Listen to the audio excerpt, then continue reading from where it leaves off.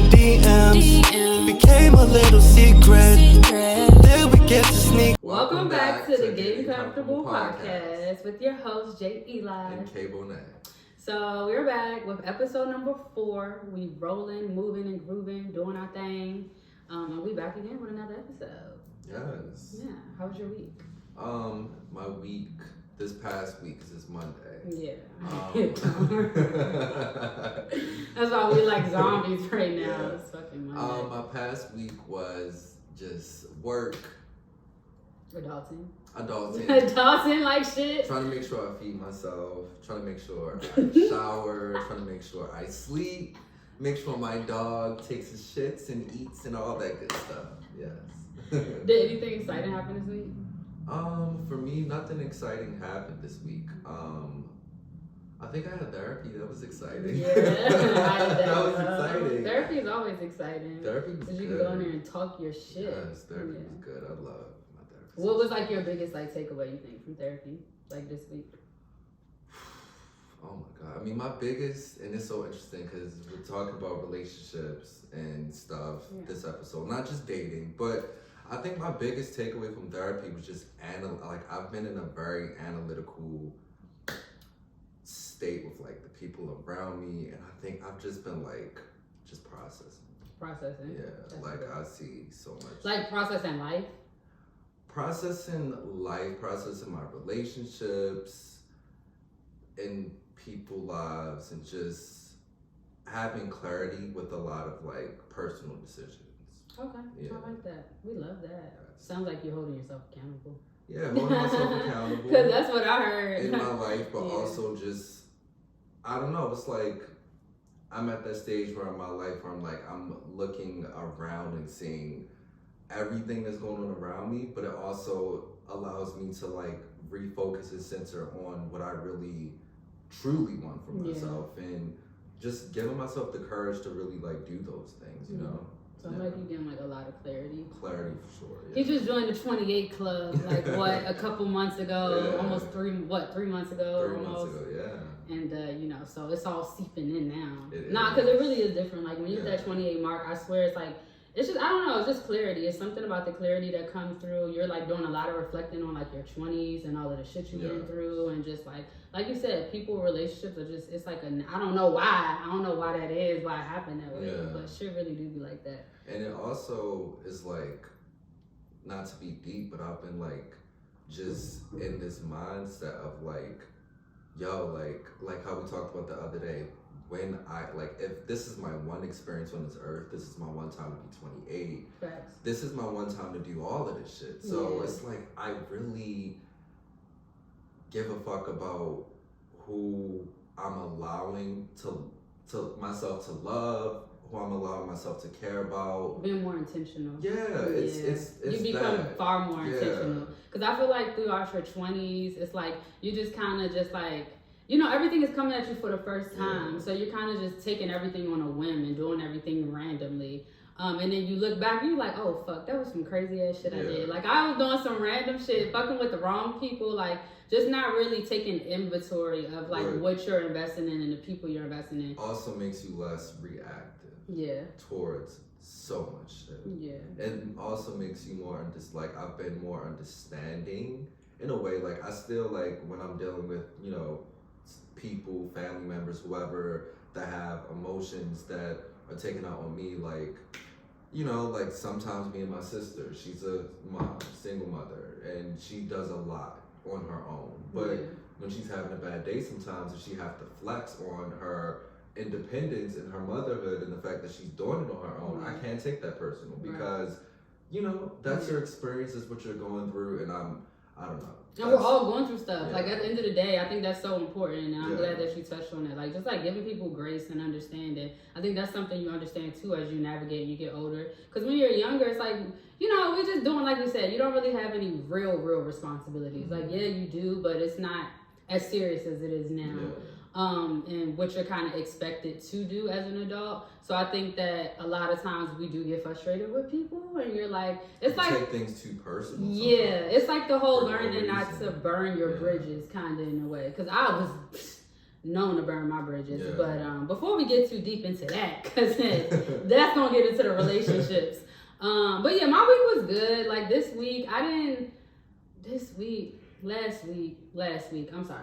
week was a decent week. It was long as fuck, long as hell.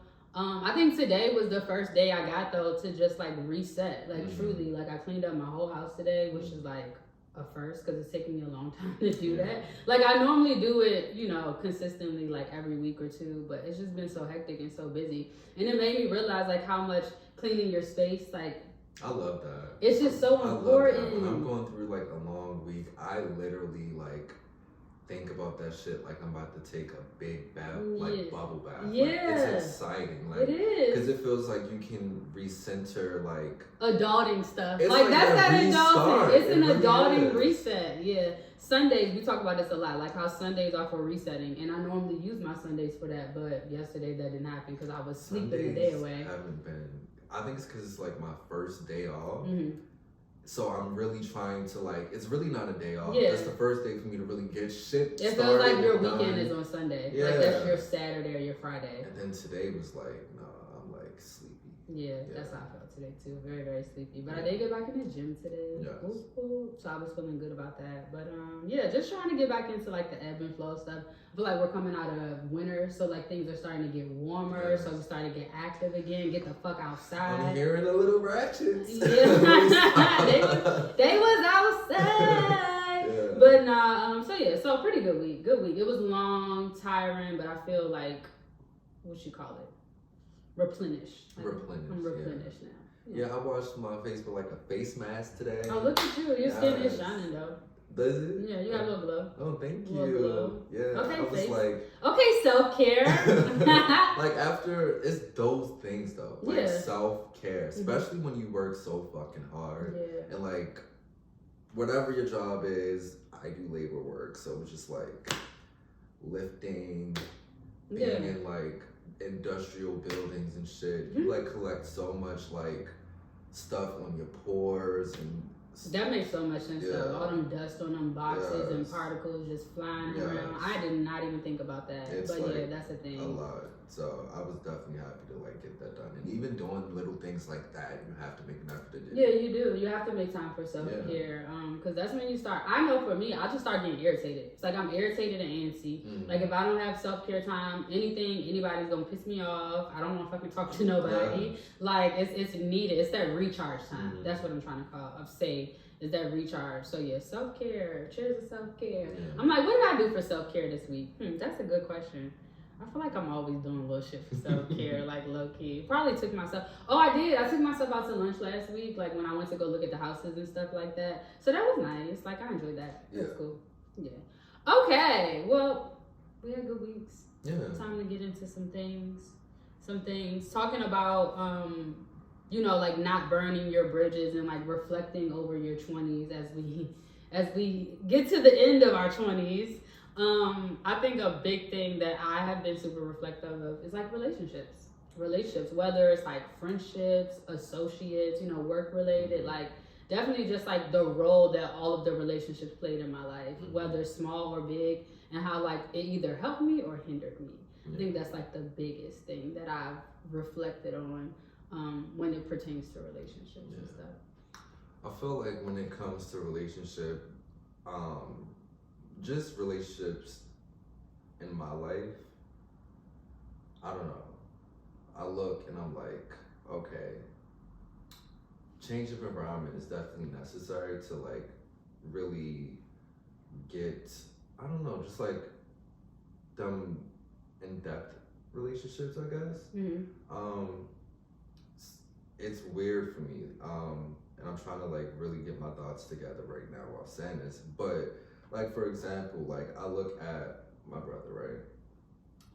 He just had his birthday. He just turned 25, and I don't want to be. Hold on. Yeah. Okay, I'm like I don't want to say anything. I don't want to be too. Yes, but I always look at him, and I'm like, your environment hasn't really been for you to like go and have those relationships and experiences to like thrive. Yeah. And really, is the word cultivate? Yeah, I think cultivate is the perfect word. Like those type of relationships. Yeah, and for become the person. Just discover yourself. I've been saying that to him lately. I'm like, I'm waiting to really get to meet you because I feel like in a way when you keep yourself in certain little environments, like you come from a big family, you're the youngest child, and you are so close to your siblings, right? Yeah. Like sometimes little relationships like that can stunt your growth. I'm so glad because you said you are being viewed from the person they seen you as. Right. You have to go out and you have to become your own person. You have to meet those people that you like and that you don't like. You have to suck all that life in, and it makes you. And this is so nice to hear from the guy who's always been in his bubble. Like, and I'm like, look at the preacher preaching. But like, no, but yeah, I'm so glad you spoke on that. Because what it creates is like an echo chamber. Like when you grow up in those, and when you stay, I was talking to, Boo about this, my boyfriend. But like when you stay in an environment that you grew up in, that you like, it really does it stunts your growth, and it's like you have a limited view on like life. Like it's like you're capped at what really is out there and what you can see, because you don't realize, you think like all of the people that you've been around, and you're gonna continue to think like the people that you've been around and view life like the people who view it that you've been around. But when you get outside of that, you're like, oh, there's different types of people. There's people who think this way, who like this or who like that. So I think that exposure is like crucial to growth if you want to reach your full potential. Let's say that. I'm not gonna say everybody has to, because I understand that like that's just it for some people. They just that's it. They want to stay close knit, and that's all they care about. But I do think that if you want to grow and like really push your limits, you gotta get out your comfort zone, your environment. Definitely. For sure. For me, I feel like I see that a lot now going back home to like my family, because I got fucked. And I've been in Baltimore ever since, for real. So going back around my family and like seeing other like cousins or whoever who never like left and they just all stayed, it is very robotic. Like they all think the same. They don't have any sense of individuality. They're all like afraid to live their life and step out. And then I go back and I'm just like, because I was really out here like, finding myself. So I think that is important. And I don't know. It's kind of hard for me to connect with people who haven't like stepped outside of that. Yeah, because they don't really get it or understand it. And sometimes what will happen is they will project those insecurities or those uncertainties about them onto you. Facts. And oftentimes, I feel like we tell ourselves you have to be. I know that with age becomes wisdom, but you don't think when an 8-year-old decides that he or she's gay, or he or she identifies a girl or boy or whatever you want to call it, that they don't know who they are. Yeah. So for you, if you are this person that you're becoming, whatever that person may be, you know who you are. Right. Sometimes your environment, the people will tell you you're not that, or they will try to keep you from becoming that. Absolutely. And it's just, I love that. Yeah, that's a word. Yeah, it's just that's a thing. A whole word. That is a whole word. And I've been seeing that, and I've just been like, you know what? It's empowering to know that I am just who the fuck I am, regardless of what everybody else around me feel about themselves. Because a lot of times it's really projection when it comes from like family or past friends or stuff like that. It's projection, and it's knowing how to handle those things without, because you've been teaching me that. I'm gonna block a bitch real quick. Like seriously. But like Kevin, what should I do? Well, if it was me, I'd block. Block. I'm like, Kevin. You've been teaching me like, no, let's hold talk these about people this. accountable. And I'm learning that. Because a lot of people don't got nobody holding them accountable. You know what I mean? So when you the first one to do it, usually you get all the backlash because nobody else is holding that person accountable per se. But when it comes to projecting, I feel like that's when like speaking about the relationships that aren't really for you, I think that is a part of that reflecting and gaining clarity on your relationships and friendships and stuff like that. Is having the discernment to know whether or not this relationship or this friendship should be worked on. Why am I getting cold? Of course you are. You always it's getting always cold. Yeah. speaking on the projection and tying that into like relationships, I feel like that's where your discernment comes in, because you have to know how to discern what relationships and what friendships are here to serve you in a good way, like that are for your benefit, versus the ones that are like draining and going to deplete you from everything. Well, for 1 second, explain to the people that don't know what discernment is, so they can know how to identify within themselves. Discernment is really just like being able to, I was gonna say discern. I hate when I do that. But no, discernment is just basically, I think discernment goes hand in hand with like your intuition. It's like knowing how to listen and listen to yourself. First, you gotta build a relationship with yourself. Like you gotta get to know yourself, because you won't even be able to. You have to know yourself. You won't be able to have that intuitiveness until you do. That's what intuition is. It's getting to know yourself and trusting your gut. And that's insane, because like I know that I have discernment, powerful discernment, but I didn't really connect it. Like you really do have to know yourself to have that, you know. Yeah, because then you question everything. And like that's kind of discernment. Discernment is like, you know what's what and what it's not. You know, like you can kind of see through it. So I feel like that's where that intuitiveness comes in.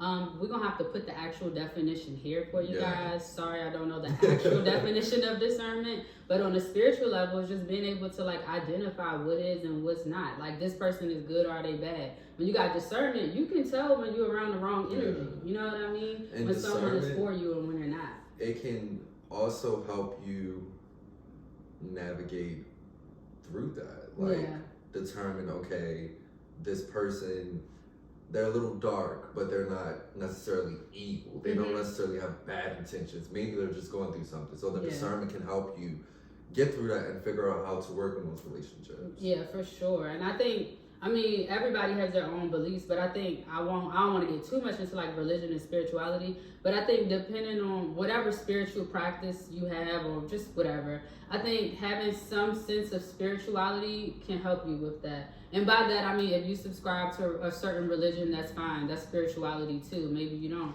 But just like having that belief in something higher than yourself, I think when you're aligned with that, it aligns you with yourself, and then you're better able to tap into what you're talking about. That voice that's like, no, this is it. No, this is not it, when it comes into relationships and stuff like that. And also having discernment can help you like discover who's liars or not. Yeah, for sure. For sure. I literally have conversations with people that I work with, and I'm like, after 3 conversations, I can determine if you're a liar. Yeah. And I'll keep talking to you. I'll keep talking You're gonna let them keep digging their stuff and the guy that gonna lie. I'm like, I'll look at you like, okay, you're a liar. It's not adding up. Yeah. I think, okay, well, I don't want to jump the gun because I'm not going to do that. But when it comes to relationships and people like lying and stuff like that, I think, because like, I feel like sometimes people are in the wrong relationships and they don't have a relationship with their self. So they aren't, this is going back to my point, you aren't able to discern that person is a liar. Because like, you don't even really fuck with yourself like that. So they're like finessing you, telling you everything you want to hear. You don't love yourself. So you're like, you want that validation so bad that you're not even listening to your inner voice. And I feel like that happens a lot. Like luckily, once you heal and you like learn from relationships what went wrong, what went bad, and like you can better pick up on those red flags that you might have missed previously. But I think for those people who haven't done that work yet, they're more so susceptible to a liar. Like they're more susceptible to get lied to, because like, you know what I mean? Like you ain't trying to stop. You know? So that's that. That's that. So, as we talk about relationships, dating, those specific relationship types. Dating, there's so much to talk about. Yeah, I mean, you said. Well, when it comes to dating, like, first off, the good stuff. We said getting to know yourself, right? Getting to know yourself, that helps, in my opinion, with dating because, you know, if you know yourself, it sets you up for... We're about to get real. Yeah. We're about to be here for 2 hours. Let's go. If you know yourself, it sets you up to decipher through, I guess, the finesse when it comes to dating. the bullshit. Absolutely. The wasted time. We have been heavy on intentionality. We've been talking about that a lot lately. And it's so interesting because you and I, we always come to the same, like, awakening at the same time. Facts. In different ways, though. In different ways. It's so crazy. But I agree with that 100%. Yeah, I mean, I feel like just with relationships, when you don't have that good relationship with yourself, you stumble upon somebody that's wasting your time. So agreed. Yeah. I think so 100%. I mean, I'm gonna speak from experience. I feel like I always had a sense of self. I feel like when I got into I always had a sense of self, but I feel like the last relationship I was in, I got into that relationship when I was in high school. So did you. So you probably can resonate with this. It's like, although I had a sense of myself in high school, I always knew who I was and like what I wanted to be and things like that. No, I didn't know who I was, but I always knew how I wanted to be. And I feel like in that period of me being in that relationship, that last relationship, I feel like it stripped me away from who I was because of like all of the toxic stuff and like the way I got treated and just like so on and so forth. The codependency, like I feel like it just pushed me to a point where I just started, like I was getting stripped. So then when I came out of that relationship, I didn't really know who I was anymore. Like I was looking in the mirror like, who are you? And I feel like so many people can relate to that and get lost in that in toxic relationships. And maybe not even toxic, because I don't think everything, because it's not for you, it's always toxic. I think sometimes it could just not be for you. I think so that that's my experience. When it comes to like relationships, because we're talk about a lot of different aspects of it, right? But just for the youngins, right? This is a little advice bit, right? Take your time with your relationship. Take your time with, what is it called? Co-living, cohabitating. Youngins, define that. What group would you give that to? I would say, somebody will look at us right now and be like, they're youngins. These youngins is talking about youngins. I am a youngin. I'm 28. I ain't gonna hold you. I'm a youngin. But I'm not a youngin. Like, it's whatever the fuck it is. But I'm talking about, because we was like 19, 18, even... That's what I'm saying, like, even 20. I would say like, anybody in their 20s, honestly. I feel like anybody in their 20s. I feel like we all youngins. 18. We're just a little bit more mature. But like 18 through... Like 25. 25. 24. 25. 18 to 25. That's the youngins. Or 25 and younger. My thought was 13 to 25. I don't think y'all should like be like living with it. Like, no. Yeah. No. Like, I really don't. Like, I feel like with me and my person that I was with, we're not together right now. I don't know if we're gonna get back to this whole other story, but I love the honesty. But we moved. The circumstances was different. Everybody's circumstances was different. Both gay moms didn't want that shit, so we was like, hey, let's get a place together. But still, there was so much discomfort with us living with each other at 18 and 19. You don't know how to live with someone. Because you don't know how to live by your fucking self. Let's start there. Like, even if you're having great sex, even if you, I don't fucking know, whatever it is that you're doing in that place that may be fun or whatever, at the root of it, it's like fucking ridiculous to do some shit like that. Like, to live with someone. Agreed. At fucking 19, 20, or 17 or 21, you get your own shit. Facts.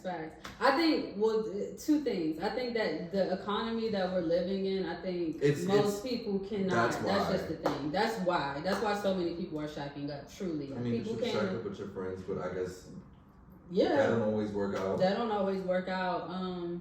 But yeah, going back into like the youngins and like, I agree with you. Like, you know, I moved out when I was 18. I got an apartment too. I've been out, you know, we both, same shit. Both been out since we've been 18.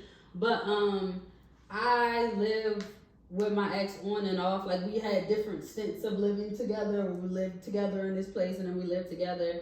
And I think for young people, I think a lot of young people, most of their relationships are codependent and they don't even realize it. I think a lot of young people are in codependent relationships because most young people don't have a sense of self. Like they're still trying to figure out who they are. And we learn a lot of who we are through relationships. With all that being said, like the advice you're giving them, I agree. Like, I feel like I'm a huge advocate for this and I believe this for everybody. I tell them, like, your early 20s, your 20s in general, like the moment you graduate out of high school, even like once you're in high school and start dating, like I don't think there's anything wrong with dating. You know, you have a little boyfriend, little girlfriend, it's whatever. Reverse though. That's cute. But I think that people need to take time to really find out who they are and figure out what they want in life before they start worrying about a relationship. Because if there's anything that I do know is that when you have a relationship, before you figure those things out, you run into so many problems because there's so much unresolved shit that we all have within ourselves, and then it starts manifesting as problems in your relationship. But it's really individual things that y'all need to work on. And now where I am in this relationship, I feel like it's far more healthy than any person I've dated, was in a relationship with, or anything like that. And I think it works because we took that time to truly work on ourselves. So now when we communicate about things, it's not an argument. We can literally talk like this. But I was gonna say that it's reversed, and the reason why I was so, I'm so adamant about reverse. What you mean? What's reverse? Yeah, it's reversed. Like a lot of people, not everyone, but most people, they end up living with someone in their early. Okay. I didn't know. By the time you late 20s, 30s, you are completely single, empty nester. You are alone. You done gave all your energy and patience to this nigga or whoever the fuck this person is in your early youthful. When that's the moment we should be like, all right, dating. Like, have your boyfriend, have your own spot. Break up with him and go to your home alone and literally have your Sex in the City moment, right? Yeah. So when you are later in that age of like, late 20s, early 30s, you're at a place where you're like, I know myself. Yeah, I agree. I can build with someone. Yeah. And I don't have to be bitter. I don't have to be alone or damaged. And if that's your story, that's fine. But, I just feel like getting to know yourself is the main key. I agree. It saves a lot of like bullshit that we all go through. We've all been through it with the exes that we have, where we used to like cut up and say the most pettiest shit. I remember I seen a quote from Ashanti, and she said, I used to be in a relationship with someone that probably was wishing death on me at some times. Mm-hmm. Like, that's how mad we used to get with each other. You know what I mean? Unhealthy as fuck. Toxic as fuck. Yeah, but there are beautiful things to dating. I'm not gonna sit here and say every relationship, because I know some people that have been in relationships for a long time and they still are together, and that's beautiful. I personally feel like long relationships, I like them. Mm-hmm. Talking about long-term relationships? Long-term relationships. I personally like them because I'm a, relationship kind of person, but you were a relationship. You don't know yet. I mean, I agree with that. Because I'm a Capricorn. Like, we're family oriented. Yeah, y'all truly truly agree with that. I'm saying that because you're in a new chapter now. Yeah. You may find a year or two, you be like, nah, that's not me. That's not my Steve. It's not me right now. Yeah. But, I agree with everything that you said 100%. But touching on what you said about people like living alone, I think that if you can afford to live alone and if you are afforded an opportunity to do so, take it and leave. I seen somewhere it was like a TikTok or a guy, I can't remember who the fuck it was, but he was talking about how he got an apartment and he didn't know how the fuck he was gonna pay for that apartment. But something about him going to signing that lease made him grind every month to make sure he could pay that fucking rent. And it's something about that like once you do that, it just creates a different type of like drive and kind of like ambition in you when you can afford to do so. Again, don't go out and do this if you can't afford to do it. But I will say, from living by myself, this is the 4th apartment that I've had where I didn't have any roommates, and this is like the best space I've been in terms of like mental health and all of those things. And I also feel like having my own sense of space, and also with the relationship that I am, him having his own space, I think that is crucial. Yeah. Like, it's so crucial, and I think that's why our relationship works and is healthy, because like we have our time and we go back to our spaces to have our individual time. And I think when people are really young and they shack up like that, it's like, you don't need to be up under somebody 24/7. You don't need to do that. you're not discovering yourself, and I feel like you putting your time into somebody else. Each episode we get like one fucking main focus. Yeah. And I guess this is the focus, right? Yeah. Discovering yourself. It's like it's making sense, but you don't get to discover yourself. When I was in my relationship, I took key things to get to know me while in my relationship. I started therapy at 23. No one told me to do that. Yeah. None of my family members ever went to therapy. I mean, it's very taboo in the Black community. Absolutely, 100%. But I did that for me. Yeah. I was like, no, I need to not, because I didn't know I've always never known like where anything was gonna go, but I just always know like I need to make sure that I'm good, that I'm not traumatized or walking in trauma, because sometimes we can be walking with fucking trauma and not hold ourselves accountable for it. Like, absolutely. How we react, how we... But see, this is the thing is, you can't hold yourself accountable for something that subconsciously you don't even know is there. But if you know it's there. Some people don't though. Some people don't. I was literally at work like the other day. This grown ass man was talking about how he wanted to throw a coworker off the fucking 4th floor. Sociopath. That's what he is. You know that you fucking crazy said some shit like that. Well, so, that Mark is crazy, you know but what I'm saying is there's something in there subconsciously that led to that. For you, that may be true for you, that you know it's there, but there are a lot of people, as we know, that are walking around, I'm fine, I'm good, this is how I am. There's nothing wrong with me, I don't need therapy, because they genuinely don't think that anything is there. No, let's start pulling some of that shit out from your childhood. It's interesting that you say this, because I speak, again, to the person I'm in a relationship. We have a conversation with this about a conversation about this a lot. And recently, I'm about to start doing work with this nonprofit organization who focuses on art therapy for children who've had trauma. And we had to take basically children in traumatic stress, like how that shows up in children and what that looks like.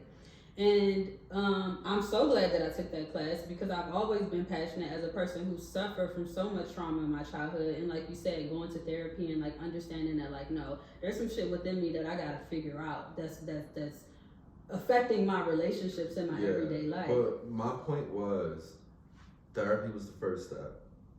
Therapy allowed me to go make music. Making music allowed me to really give myself something outside of my relationship. When you talk about codependency, being in a long relationship, unconditionally, like, he became my thoughts. My thoughts when I woke up, my thoughts when I went to sleep, my thoughts when I'm going through my day. Yeah. You know what I mean? That was a form of codependency, right? Absolutely, 100%. And I had to figure, like, that was my goal. Like, and 23 is such a pivotal year for me, because that year, like, that was my goal. I realized so many things, and I was like, I have to set myself up for independence. Yeah. And if both parties aren't doing that, that's how, in my opinion, relationships can sometimes crumble. But I think it's very necessary. Like, both people, when dating, they have to have a sense of knowing themselves. They also have a sense of drive for themselves, a sense of love for themselves. You have to be able to love yourself outside of your person. And some people think that that's a bad thing.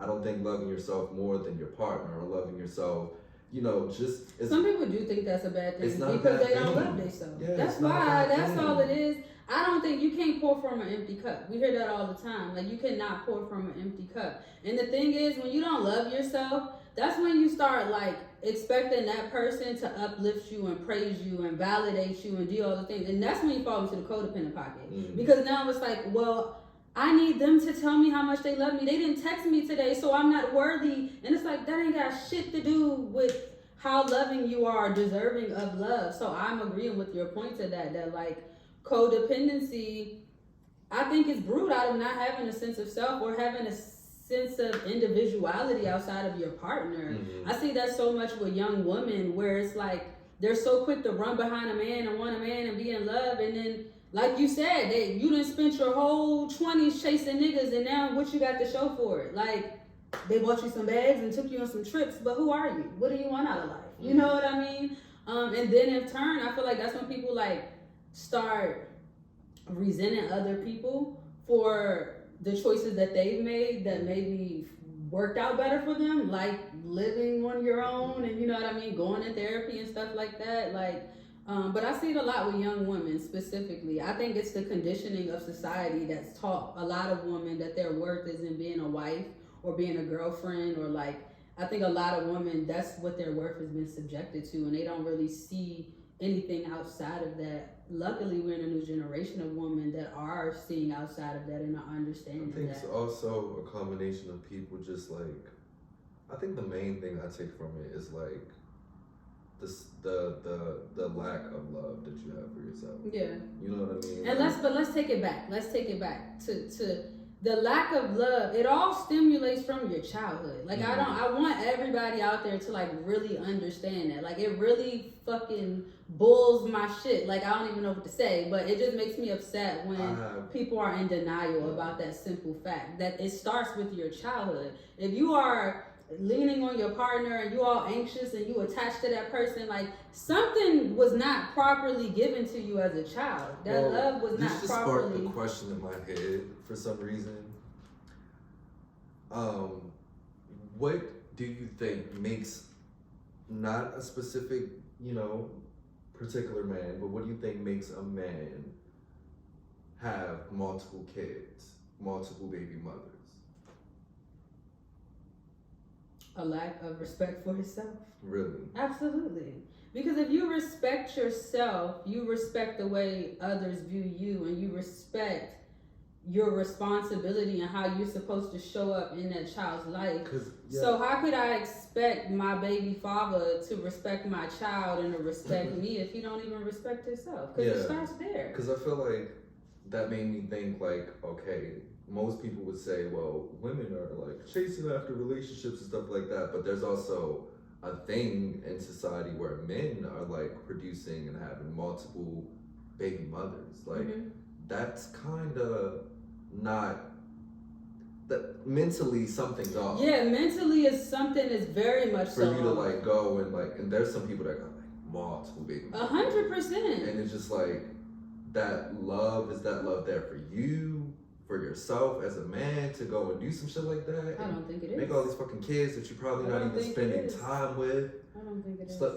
Yeah. I don't think there's any respect there, truly. And then I mean like that's not something that I can answer like and be like it's this or that. I think I need to see the circumstances or context of that particular man that had, because it's different for a lot of men. But that question is because you said your childhood. So because it starts there. So I'm like, again, I'm saying if I was to connect that, if I was to break that down and say, okay, where did this start for you? I would have to see that man as an individual, because it's different for every man. Like I need to know the dynamic. Did you have your mom and your father in the house? Who were you raised by? What examples of fatherhood did you see? Did you have any good examples of fatherhood? Let's start there, because I think from what I've seen, and this is not to say that men who've had absent fathers can't be great fathers, because I've seen that happen. But I think more often than not, for me, the men who I've seen like show up and step up to be fathers and like really value what that means to be a father and show up for their kid and be active in their lives, they saw some type of male representation of that at some point in their life. But some like I just said, that's not everybody. Yeah, that's not everybody. I'm just speaking to that. Some will be the most fucking perfect dad based off of trauma, based on not having. Yeah, that's what I said. That's what I'm saying. Yeah. No, I was saying that before I got to that point, I said that's not it for everybody, and that it does show up that way for some men. Yeah. But I was speaking to the other half who I. Because for me, a lot of my parenting ways that I know I will possess is going to be stemmed from trauma. Yeah. Like letting people watch my kids when I have kids, stemmed from trauma. Mm-hmm. Being probably like an overbearing parent, stemmed from trauma. You know what I mean? Yeah. Like even to this day with my nephew, I tell him every single day I love him. Yeah. Every single day. I don't know if that's stemmed from trauma, but I don't know. I mean, it's just something. I think it's like you grow up, they tell you you're supposed to be the person that you needed when you was younger. So I feel like that's just what you're showing an example of. And I think it is trauma related, of course. But this is the thing is like, all trauma ain't bad and all trauma isn't extreme. Like we have cultural trauma, we have racial trauma, we have environmental trauma. That's something I learned in my class. There's all of these different facets of trauma. It's not always somebody beat me or I was molested. Like it's not always that. Like sometimes it's daddy and mommy work too much and I got fucking neglected. Like you know what I mean? Like that's a lot of people in our generation are experiencing that. So trauma looks differently, but I think that it does affect us all, and I think it is important that we all get to the bottom of what that looks like for us, so that, like you said, so that we can be better parents and better partners and stuff like that. But I think that it's interesting though, because it's like I feel like the whole point of parenting, or what we think and what everybody thought was, it's to like be a better parent than what you had. But I think no matter what, we're all going to drop the ball some way, one or another. You just don't want to drop it in a fucked up ass way. Because you're embodying what you either had or didn't have. Pretty much. So, you know what I mean? Even if you're that's the best, that's what I think every parent, I would hope that I would be as a parent. It's just like to want the best for my child, opposed from my personal wants. Yeah. You know what I mean? Allowing my child to really grow and flourish and just be a good human being. Facts. You know what I mean? Like, you can raise a child with a lot of things, a lot of, you know, necessities and all this stuff. But when you send that child out in the world, are they kind to other people? Are they standing up for other people? You know what I mean? Like, that's what I feel like that speaks volumes on your parenthood right there. It's like the character of your child. Like, what kind of child did you raise? And this is something, I'm just going to throw this little wrench out there. It just gets to me. I need to figure out a saying for that. But it gets to me when, like, parents who get the opposite of that can't see the disconnect in that all kids don't turn out fucked up. You know what I mean? Like, you clearly dropped the ball because everybody's kids ain't addicts, or everybody kid doesn't need, you know, extensive therapy. Like it's levels to parenting. And I don't know. Speaking on parenting, how would you suggest, or how do you think? I ain't got kids. Yeah, how do you think we, not me and you specifically, but people our age, people that's just like in their early teens, 20s, whatever the fuck, how do you hold your parents accountable for things that you know that they lacked on, or you know what I'm saying? How do you hold them accountable in your adulthood for your childhood's trauma? Because most times with us being black, let that shit go. You know what I'm saying? That was your childhood. Don't bring it up in my face. I don't want to be guilt tripped.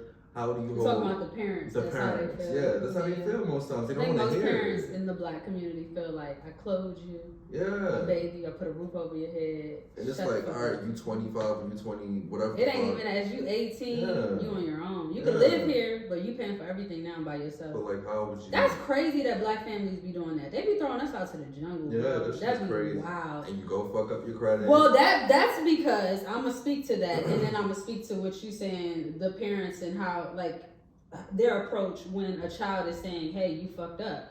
But yeah, that's not many people can have, and I think that fucks up a lot of people when it comes to dating. Like not being able to get that "I'm sorry" from your mom or your dad. Going back to childhood. I mean, some people like some women specifically like raised their siblings. You know what I mean?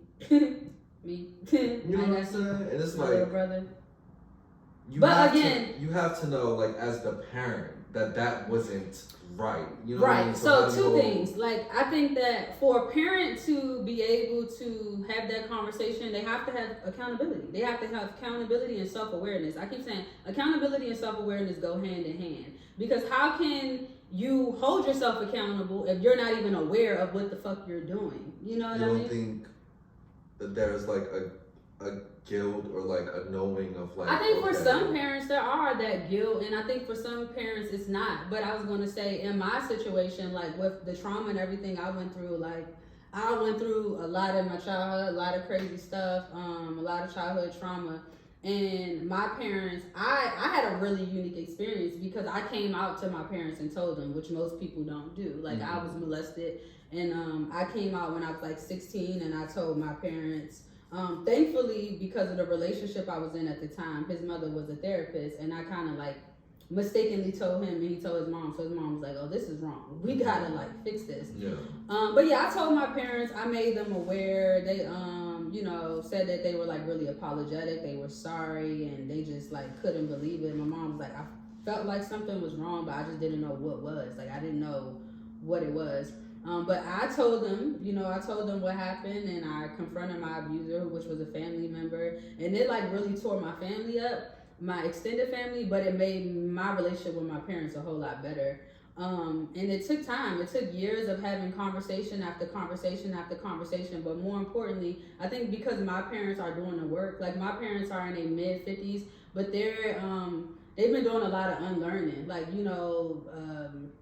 just unlearning what they thought was the right way and learning the right way to parent your kids. And they've been working on rebuilding those relationships with their kids. Yeah. And they have took accountability for everything. My mom has had conversations with me and all of my brothers about where she fell short at, where my dad fell short at, why they sorry and how they're sorry. With parents, a lot of them feel as though, and I'm just talking about Black parents, I don't know the white parents. And I just want to put it out there that I was speaking from my experience, and I understand that like as a Black woman, that is not a really common experience. Yeah. Like most people do not have that experience. And again, I just want to put this out there. It's because my parents are self-aware and they have accountability. Right. And that's why. That's the only reason why. They didn't always have it. It wasn't always there. But because they are working on themselves and I'm working on me, we're able to work on our relationship. Yeah. But I feel like in most Black families, the Black parent, the baby boomer, whatever, they're not doing that work. They're just not.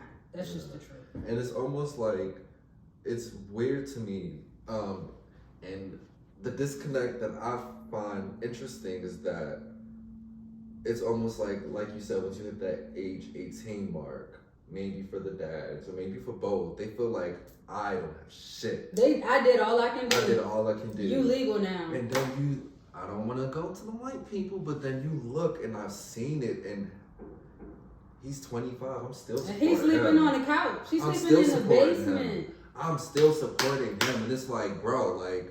That's the point I wanted to make. Let me touch on this real quick. That was the point I was trying to make about parenthood. It's because in the Black community, we have been conditioned to birth babies into poverty. That's been a thing. And then they get 18 and you just throw them out that way. Since slavery though, like we've been doing it, bro. We've been birthing babies into poverty. And I'm not saying that white people don't, because they do too. But we do it, and it's like, we have babies, and again, we can only speak to our community right now because this happens in all communities, but I'm speaking to the Black community. Mm-hmm. We have babies in our community like they're like hot commodities. And after they're toddlers or whatever, once they get out that toddler phase, it's like, fuck it. Like, you know what I mean? It's literally like, fuck it. And then you just kind of start raising yourself. Or I don't think there was a lot of intention put into raising us as kids for us in the Black community that are like millennials and stuff like that. I think we are changing. Our generation is becoming more intentional with how we parent. But I don't think that they were. And I feel like that birthing kids in the poverty shit is like, well, fuck. I'm fucked up. I can't be responsible for you no more. And it's just like, so why the fuck did you have me to begin with? And then you're going to throw me to the woods. Yeah. And then you go out and you see, I saw this in college, like, parents have credit cards for them and are sending them money for groceries and are paying their rent. All them Towson kids, their fucking parents were paying for their apartments, paying for their fucking cars. They're in their 20s. They're fucking, some of them are in grad school in their fucking 30s, whatever you want to call it. And not to say that that's a necessity. You know what I'm saying? I think it is a necessity. I think that if you're going to have a child, you should be setting them up for success. But being Black, we feel as though, like, we've always had to struggle. We've always had to work for it. So we don't know how to necessarily say that we see privilege as something negative. Yeah, I just made a TikTok about this. No, I made a TikTok about this. We see even the help from family members. We would like, that would be foreign to us. Yeah. We don't get that. We don't get that. It's certain types of people get that. And if you do get it, it's thrown in your face somehow. All the time. All the time. I always like resented that because like there's people, I ain't gonna speak to them, but there's like family members or whatever, people in my family who like have kids and stuff like that or whatever the case may be, ain't doing shit but they got kids. Like you literally not doing nothing but you had some kids. Or we ain't even gonna say the kids. But you need help? You need help?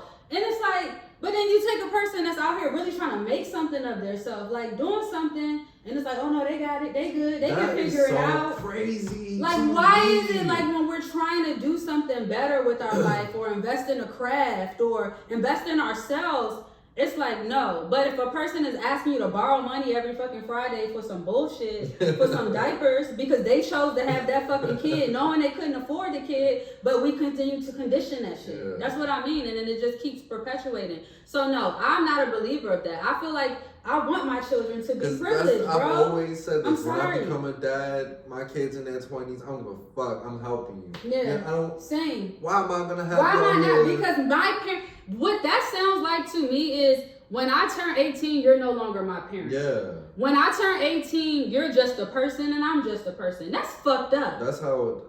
That's fucked up. My dad, that nigga, we talk on the phone. Yeah. I'm not saying, don't get me wrong, like now that I'm older, I feel like you do have to humanize your parents because I do feel like there's a balance between but that. It's also cases where there's two different parents. You have your beautiful, amazing unit of, Yeah. Not everybody got that. Yeah. For me. Hold on, what you mean by that though? No, elaborate on that. Like you have your parents, they're married, they both equally give you, I'm trying to say they both equally give you the same amount of like, I would hope to think so, the same amount of love, support, intentions, stuff like that. For me. To a degree, no. To a degree. For me. Yeah, I'm about to say, the reason why I say that and I ask you that is because I think, this is one last thing. It's me probably assuming that because she got two parents. Literally, that's not the assumption that I was trying to make in that deepness of it all. I was just trying to say, because I met both of your parents. That's the only reason why. And they both love her dad. They do. They do. But for me, it's like I get all that mostly 90% from my mom, 10% from my dad. And that's just me specifically. You know what I mean? Okay, I see. So it looks different to some people. Yeah, for sure. Yeah. Absolutely, definitely. I think that is true. Because, I mean, like you said, you don't have that other parent, if you might not even know that other parent. Yeah, so I know him, but it's just like the importance of being invested in my life, listening to me go through every fucking thing that I've been going through in my 20s and stuff like that. The dealing with the moms, they take that shit. Yeah, like, moms do. They take that shit. Yeah. The reason why I was saying that is because I do feel like that is an assumption, and it wasn't always that way with either of my parents, but specifically for my dad. Like my relationship with my mom to this day is like, we're like sisters. Mm-hmm. Like that's my soul sister. My mom and my sister. Yeah, but like my dad, that is different. Like my dad, and this speaks to relationships and stuff like that. I had to be, because of therapy, I was like, I got daddy issues. Like I realized that. Like, oh my. But what is that? Not to cut you off, but so people can know, because I feel like a lot of people have daddy issues. How did you bring that to awareness to yourself? What did that look like for you? Coming out of my relationship and like realizing that I didn't really have much of a relationship with my dad, like the way I did with my mom.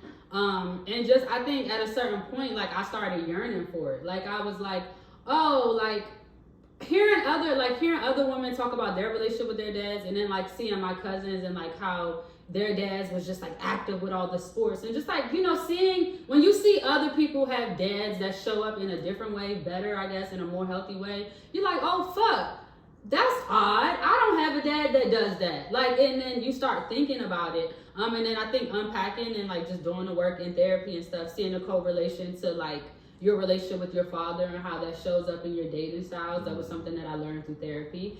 And my therapist just kind of asked me, like, what is your relationship with your dad like? And after telling her, she's like, okay, well, do you want to work on that? And I'm like, yeah. So after time, I just had to like start telling my dad. Like I had to like be honest. It was hard for me to do that, but I'm like, yeah, like you don't call me to check up on me. You don't come spend time with me. Like outside of us hanging out with each other as a family, you're more invested in my mom than you invested in me. And that's always been an issue that like I feel like that's been an issue. Yeah. So I had to vocalize that, and I think since vocalizing it, my dad has tried, but I do think to a certain degree I've had to just, I think also with my dad getting older, he's coming to the realization of like, oh, I need to work on my relationship with my kids and stuff like that. But I don't know, it's different. I just always wanted the dad that was gonna be like, oh, you want some money to get your hair done, or let me take you out to lunch, baby girl, or like, let's go hang out this weekend, or just like a dad that just spends time with me. You know what I mean? Because I never had that. It was never had that. For me in my relationship with my dad, and I still notice it for me today, like me being single, stuff like that. My dad never gave me anything. Never gave me his time intentionally. Never. He always left me just like with questions, with feelings, with openness of like just confusion. I'm like, you know, he called me, but he'd have nothing to say. You know what I mean? Like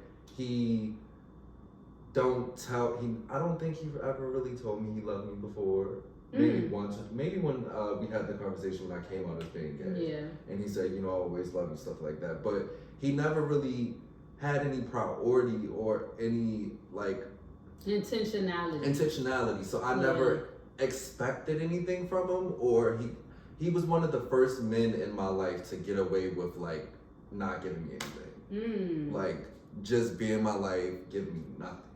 That's crazy that you so say that. It's like it kept me in a relationship, and my relationship was not bad, like beautiful as fuck, but things that I required I was okay with not getting because it set the format.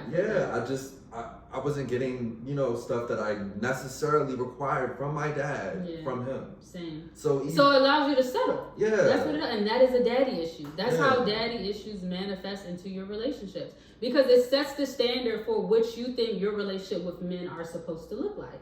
And if it's not so good, you take that and it starts going into your relationships. And exactly what you're saying is exactly how I felt. Same way.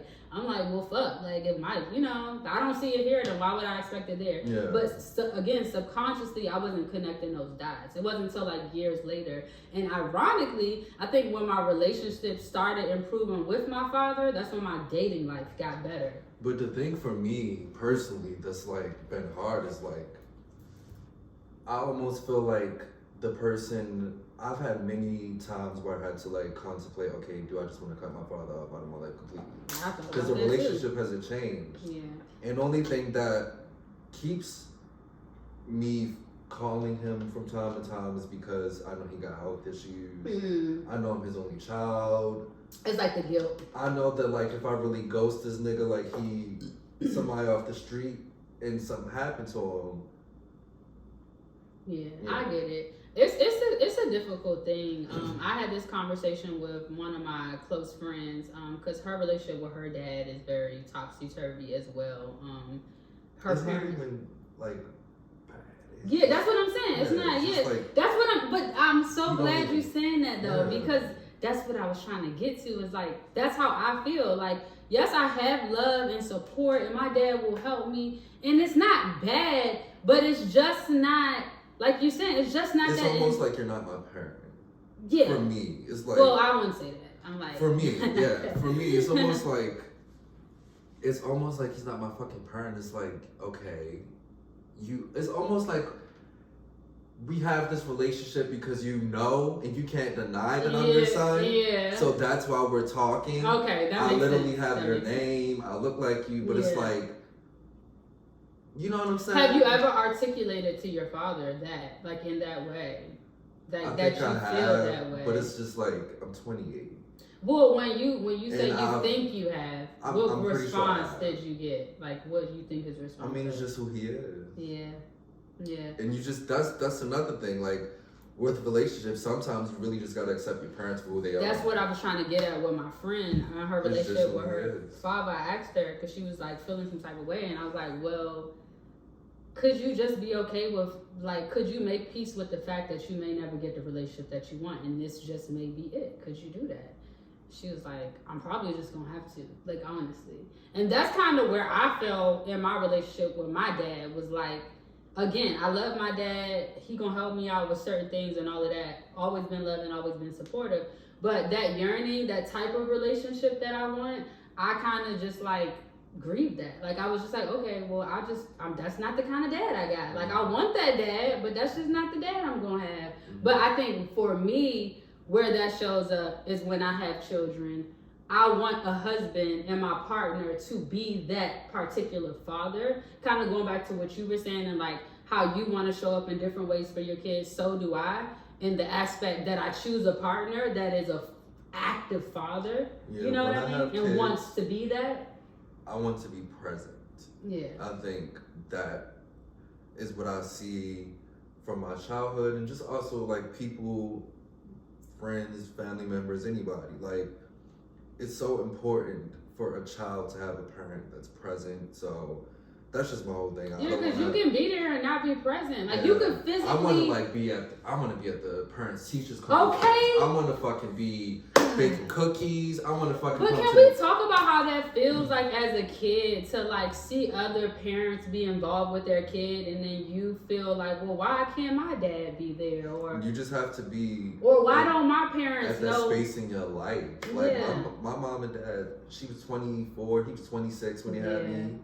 So young when you think about it. Like, so young. So how can you expect them to be in that space to really like do that shit? Yeah. You know what I'm saying? You ain't even fucking live. That's why when I talk to my mom now, I have so much reflection on her life because I'm like, damn, imagine if I was a single black woman in my 30s with 4 kids trying to date. Yeah. You know what I'm saying? Yeah, it's impossible. You just get spread thin. And that's what I meant by the balance of like seeing your parents as human. Like, yeah, I understand. That's the balance of why I'm like, it ain't no hate. And I do love my dad. And I know that he has done as much, the best he possibly could. You know, my dad grew up with 2 parents, just that balance of like very privileged, so he confuses me. Yeah, I mean, but just because you have 2 parents, that don't mean it was everything. I think that's like something we need to divorce from our brains. Is like thinking. But that's what they've always said. That's what they spit down our throat.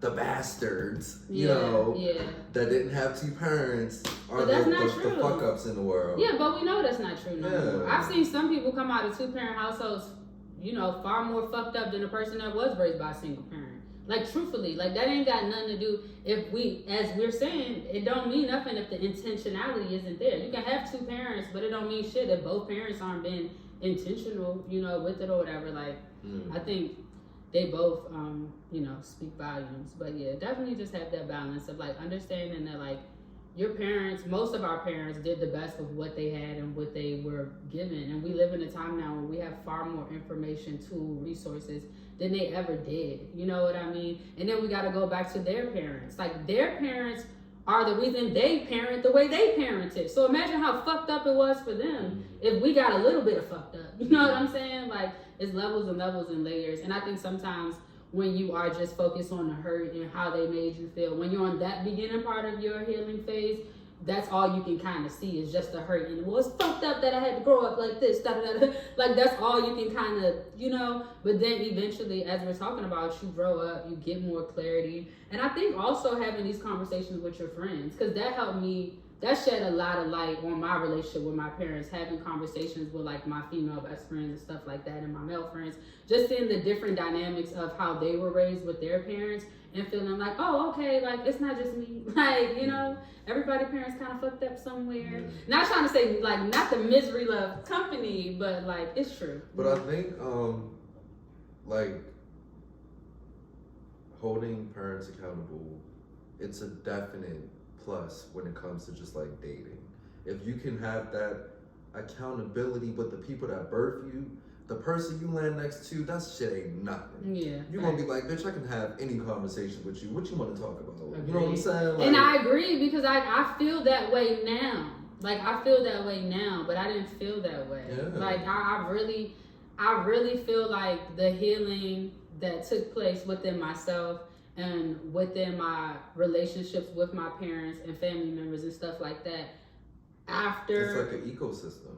It's like it makes you be able to have those conversations with your friends. Yeah. It makes you be able to, like, if you can set boundaries with your parents, setting boundaries with anyone is like, because those are like the hardest people to do that with. You have some moms that try to live through their daughters. You have some aunts that are jealous of their nieces. You have all of these heavy, important relationships that are so close to your core. That are really supposed to propel you and feed you and pour into you. Knowing how to navigate those relationships help you deal with your chosen family or your chosen people that you come across throughout your life in your 20s. Yeah, I think that's so true. Yeah, I like that. I didn't even think about it that way. Just I was thinking about the parents, but I didn't even think about the aunts and all of them type of people.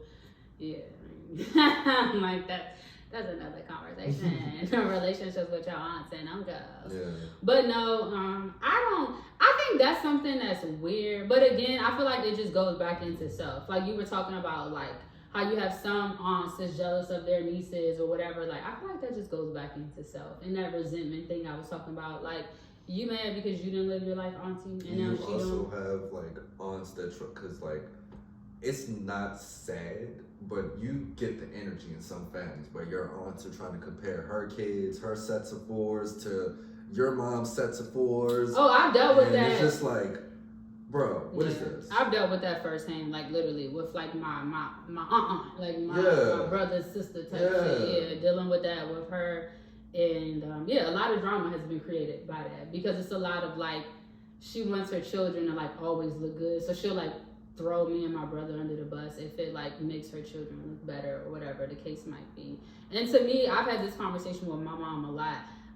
This goes into the whole thing we were talking about earlier, like coming from a certain type of family where shit is like kind of toxic and people aren't working on themselves, and then you come out of that. I had to learn that wasn't love, because I feel like in our community, maybe not all communities, but in our community, I feel like we're like conditioned to have this unconditional love for family members as if we owe it to them, and I don't feel that way personally. There's so many family members I don't speak to. I don't feel like it's not hate, it's just like it's nothing. For me it's nothing. It's nothing. It's boundaries, like for me I feel nothing. Yeah, it's boundaries. Well, boundaries, yes, it is. Because I'm sure you've grown up in environments where like you were probably made the butt of the joke or something like that. Yeah. You know what I'm saying? Like and being an adult, it's like, no, you're not going to, you old ass aunt, you're not gonna fucking like try to project your weird shit onto me because you ain't fucking with my mom. You know what I'm saying? Pretty much. And you don't want to address her. You know what I'm saying? When everything you're saying is like literally everything that I've been dealing with. Not specifically with my aunts, but just like cousins and stuff. Like, that has been talking about relationships and clarity and family and discovering self. I feel like once I discovered myself, that's when those boundaries kicked in. Like once I was like, oh no, this is really who I am. Like y'all, and I really am the black sheep because I really am gonna speak my mind and break these generational curses and call people out on their bullshit. I am gonna be that person. So if I'm not liked because of that, or people are fake to me because of that, even what you said, like people got beef with your mom. Like I deal with that too. Like people with my mom, but you call her every day. Yeah, like, it's wild. It's wild. But all that to say, I was having a conversation with my mom. My mom was just like, I give him grace and da da da. And I was like, yeah, but I give him grace and that's cool. But like, what I'm starting to learn is like that word love. I take that a lot more seriously than what's been imposed, because I feel like, oh, love you. And it's like, no, love is not, you don't check on me. It's temporary though. You don't. It changes. Love changes. It does. But I'm saying the sense that your family is going to provide you this unconditional love and you provide them that unconditional love, and whatever they do, you're supposed to love them. No, because what I'm saying is I'm realizing through actions that that's not love. Like if you're not intentionally trying to be a part of my life and checking in on me and seeing what I got going on, or get to know me, getting to know who I am just now. Because we're family don't mean you know me. That's not love. Like you don't know me just because, like, you always have to rediscover someone. Like even if you're dating someone, you're with somebody for 20 years, you don't think you had to relearn who the fuck that person became within those 20 years? Yeah. So if you're my cousin, you my aunt, you know me from before, well, get to know me now. Yeah, you don't know me. Because it's two different people. Two different versions. Yeah. Absolutely. I agree with that completely. And I think that's what be mine, like, effing some people. Like, that's why some people are unable to accept your success or where you are now, because they still have that image of whoever you was. They see you as Lil Cat. They see me as Lil J running around. It's like, no, I'm a whole woman. Like, I've been through, like... I'm a whole boss in these streets. You know what I'm saying? Like, ask about me. But no, seriously. So I love that point. And like you said, even in friendships and stuff like that, you know, there's people who know me from certain chapters of my life. And I know, you know... And you reconnect and it's no elevation. It's no growth. But you expected me to be where you still are, but I'm not that same person, or vice versa, where some people feel like, I think we see this a lot on social media, where people are like, well, that's not even how that person was, and da-da-da, but you don't know them anymore. You don't know what I've been through. How can you 365 days is a long time. Yeah. For me to change who the fuck I am. Yeah. Like, it is. Seriously. So if we have gone 5, 8, 10 years without being around each other, God, I'm a different person. Yeah. Please just understand that. But it don't even be taking that, bro. Give me 6 months. I'm not the same person I was 6 months ago.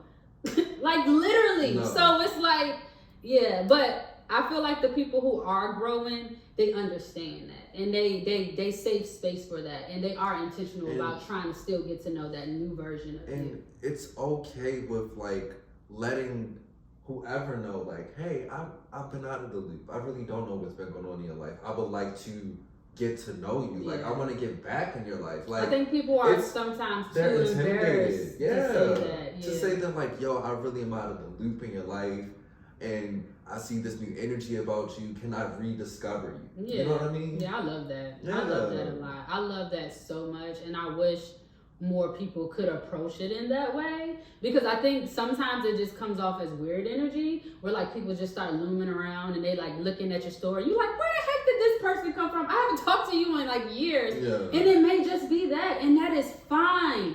But like, can we say that? Or this is my thing. Maybe you left my life at a certain chapter, whatever, we went our separate ways, and we never spoke about it. And so you do see this new version of me, and you do want to rediscover this new version of me. You feel like you're on the outside and you can't get in.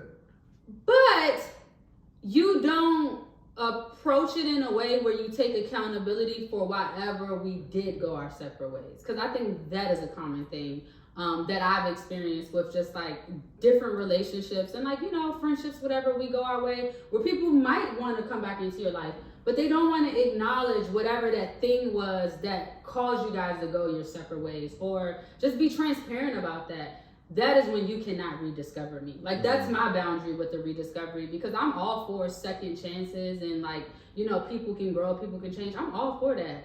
But if I had to remove you from my life for whatever reason, or you remove me from yours. Sometimes the removal, especially in today's society, with technology and ghosting, removal, all it takes is silence from both parties. Yeah. We ain't talking about shit. We just had one conversation a week ago and left it there, and I ain't speak to you in months. Sometimes it's just silence. Yeah. And it's weird. Yeah. So how do you come back from, okay, we just stopped speaking out of nowhere? Where do we pick up from? That's what I'm saying. I feel like some people just try to just pop back in. It's like an ex or somebody. Like, you know what I mean? Like, I've dealt with that too, where they think they can just, you know, just jump back in. And it's like, that's not how life works. You can't just jump into people's lives. Like, everybody has things going on, moving and grooving, relationships, like whatever. So I don't think you should ever expect to just be where you were a person. If y'all, you know, if y'all had that silence, I actually seen a guy who posted about that on TikTok. He was saying that him and a friend, whatever, they fell out, and he was saying that that friend at the time was like going through a whole bunch of shit, and he was like trying to reach out or whatever. And I think the friend just like ghosted him, basically. Like, just ghosted him. And then reappeared, like you saying, and was like, sorry, I just had a whole bunch going on in my life at the time. And he was like, yeah, but you could have just articulated that, but you just ghosted me. And now I'm sorry, but I don't give a fuck, because you really didn't appreciate my friendship to just up and say, fuck me. And you couldn't just take time to say, hey, I'm going through something right now. Like, you know, I'm sorry. And that is a thing. I think when it comes to this generation, I think ghosting and going silent has become like kind of like the lazy way of dealing with friendships and relationships. Like, I don't think a lot of people have conflict resolution skills. Yeah, more like that's been the thing that I've been like watching, you know, content about, just like, and I think I spoke to my therapist about this as well. He suggested, I don't mind sharing this, but he suggested that, you know, greet people in person in real time. I was explaining to him like most interactions or new relationships, whether it's friendships or whatever that are developed, I developed them via social media, you know, via whatever platform I'm using. Yeah. But I find it interesting that a lot of people have been talking about how they have horrible communication skills in real time. Horrible conversation. I think it's exactly because of that, because of what you just said, because of social media. I think everybody is depending on social media as a means of communication, and everybody is like fucking birds. You try to confront them in person and have conversations. It's silence. Nobody really know how to gauge or I'm just like, read the room. I just be wondering, like, what the fuck do people be so scared of? Like, do y'all be thinking y'all gonna get y'all ass beat? Are y'all that scary? Cause like, I don't be that scared. It's just like, say what the fuck you gonna say, get it off your chest. Like, now I do think there's a way you can go about saying things. Like, you don't have to be rude, but like the people who are afraid of like conflict and like addressing people and shit, I just don't be. Or even just saying hi. Like, even when I'm at work, like, people will just stare. Some people will compliment me, be like, "Oh, like your hair, this and that." But for the most part, people just stare. I find that to be rude. I find it to I made a post about that on TikTok recently. I find it to be weird. I went to a dispensary and a woman did that to me. Yeah, like, she was just like, when you get checked into the dispensary, she's just like looking me up and down. I was like, recreational, like, hey, you know, da da da. And she's like, here you go. And she gave me a car back and like, I was just like. And they will break their neck walking in thought and then stare. But I mean, it's weird. I will say, like, we're both very attractive. So you got the new blonde in your hair. And the blonde, I like this too, by the way. Like, I like that it's growing out. But all that about to say is just that I think sometimes when you exude a certain energy, and that's what I'm starting to realize, is that some people are genuinely intimidated to like communicate. And I think when you discover yourself and you're kind of in your bubble and you just don't give a fuck, you're kind of like, what is it? You don't even consider that like a reasoning as to why a person is just like not speaking to you. You think it's something else because you're so like confident in yourself and confident in your skin. And you're like, well, why would a person not be confident in theirs? And it's kind of like a disconnect. And I've been realizing that some people are just genuinely scared to speak. Like, they genuinely have anxiety and but I feel like people need to touch grass and get outside more and just like get out the house and get off your phones, like, for real. Because I really think when it comes to like just dating, and I know that generations before us probably was saying this shit when we were coming up on MySpace and shit like that. What? About what? Just like technology and stuff. But technology? I want everyone to get to that place of just saying hello. Like, it's little things like hugs. Like, I've been watching this one content creator that goes around just giving random people hugs. And it changes everybody's day. It changes you. They say real-time interaction is way more better than a fucking DM. It is. And I think... Say hello to me in person. I think there are people out here that are still existed that, like, move that way. They're just not on social media. And I think it's so funny because a lot of the relationships or like the people that I realize that I be fucking with the most in person be people who don't be on social media. Yeah, because the ones that you meet via social media in person is never good. They're never the same. It's never. They're always dry as fuck, not the same energy. Don't just have like shit going on, to be quite honest. Yeah, very much so. Very much so. Like, okay. Yeah. You should be on Disney Channel. Because you are saying it. No, that is true. That is really, really true. Yeah. But yeah, no, definitely got to get back to the real human interaction, 100%. But in terms of relationships, you know, you said you wanted to touch on like the different types of relationships when it comes to dating. Yeah, I mean. Did you still want to? Do we have time? Yeah, I was about to say, because we've been talking. Maybe we probably should wrap it. You think we should wrap it? Yeah. Because I mean, we don't have to wrap it. This was a great episode, though. Let's just leave it with this. Yeah, let's just leave it with this before we wrap. Because I like this stuff. Yeah.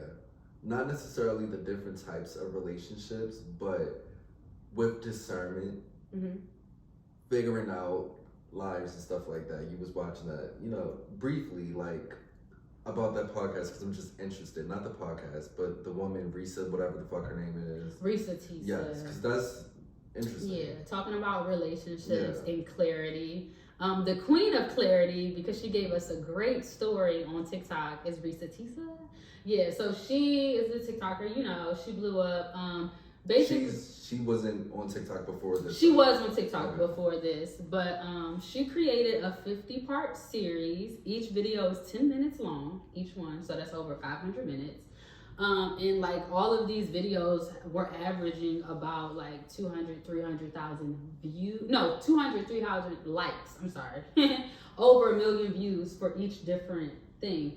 And a lot of people was just saying, like, from a creative perspective, like she kind of like broke the internet in a way. Like she did something unseen, which was storytelling in a way that captivated people to keep tapping in. And people are saying like they feel like that is the new wave of social media. It's going to be storytelling.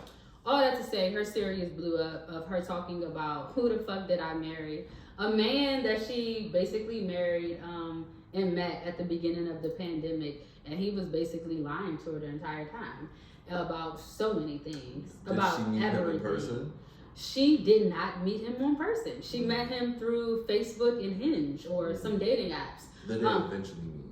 Then they eventually met up for their first date and everything. But basically her story, she holds herself accountable. And she's just like, look, y'all, I'm going to tell y'all my story, but I know. And this is Liz, she be talking like that. I know I should have been checking the red flags. Back in hindsight, I probably, you know, but she admits she wanted to be married and she wanted to be in love and she wanted to start that next chapter so bad that she was just ignoring all the red flags. And I think a lot of women related to that because a lot of women have been Risa Tisa. And they have dealt with Allegiant, that's the guy that she was dating, that was just lying to her in all different types of ways. And apparently she's come out to say, his family has come out to say that he has schizophrenia. Yeah. Mental health issues up there. So like personality disorder. Yeah. And that, you know, that's the reason why he was able to formulate all of these characters and fictional ass things that didn't, you know, exist for real. But yeah, she goes into depth and then like, you know, gets into just like how he was like manipulative and narcissistic, abusive, you know, all of the things.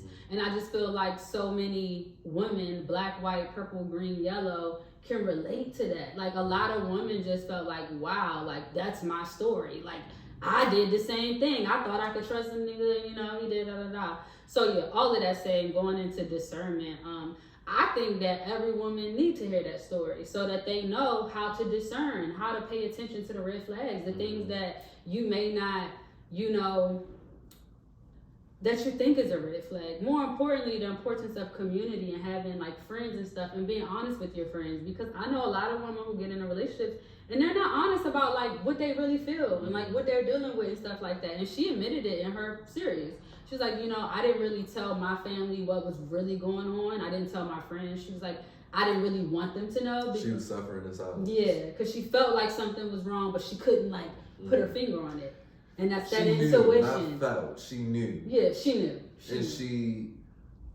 Well, I'm using her words. Yeah. You have to like really, you know, dive into the story. But like, similar stories possibly could happen like this. But I just want to say, some people, because even us, we may know some things before in the future.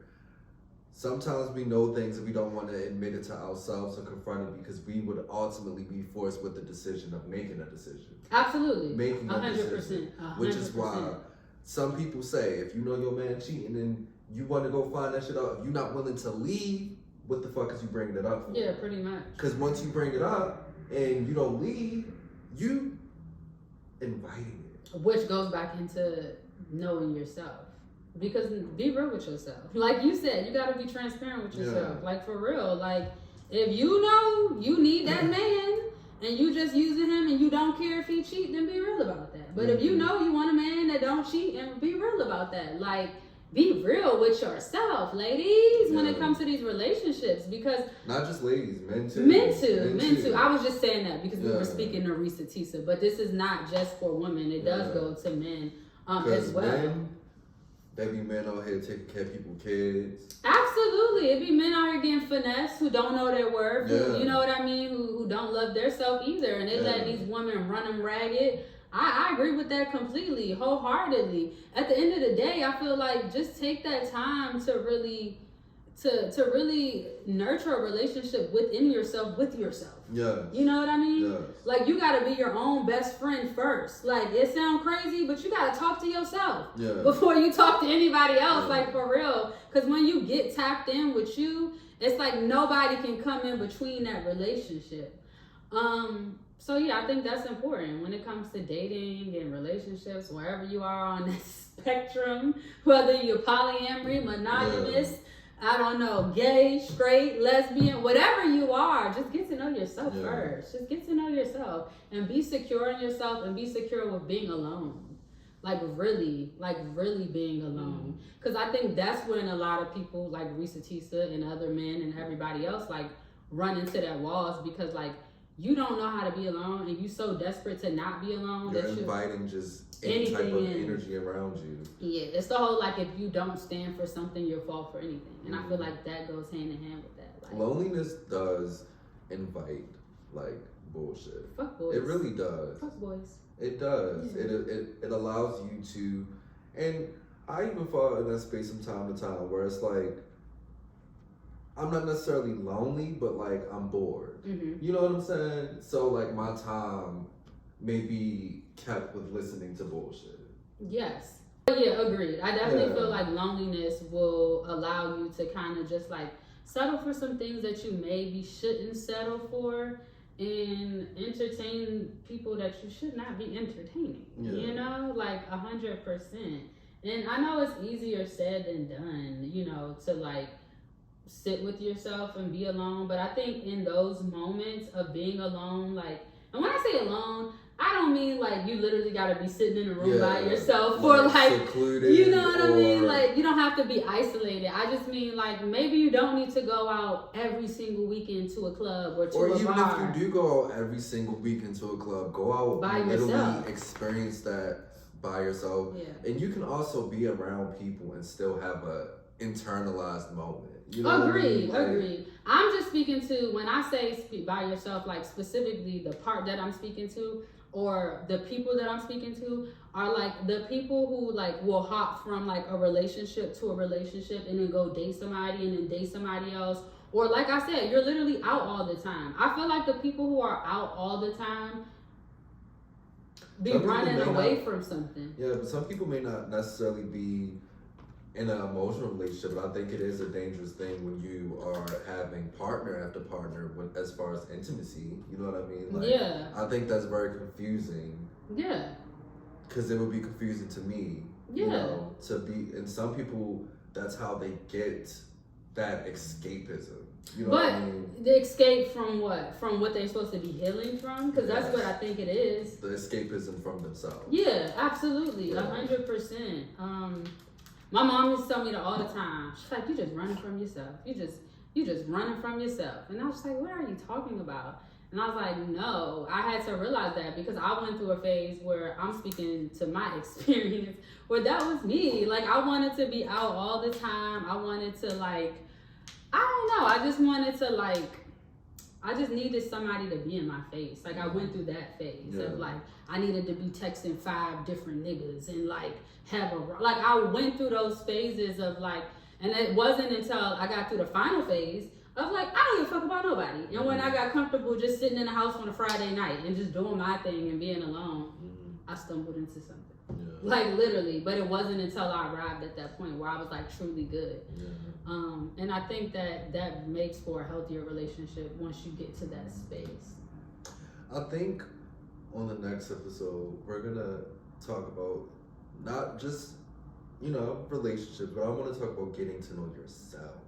Like, really getting to know you opposed from, like, dating and stuff like that, because we talk about discovering yourself. Yeah. But once you discover it, you gotta peel back the layers. Yeah. Yeah, and that's a whole nother thing. That's a whole nother thing. Yeah, that is. Powerful. Good stuff. Well, we've done it again, friend. Very, very good conversation. Yeah, this is good. I really love this one. I love this conversation. And we're going to talk more about this next episode and other things that come up. Deuces. Deuces.